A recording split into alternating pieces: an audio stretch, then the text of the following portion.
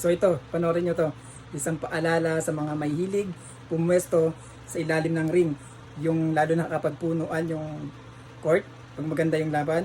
So ito, panoorin nyo to ha.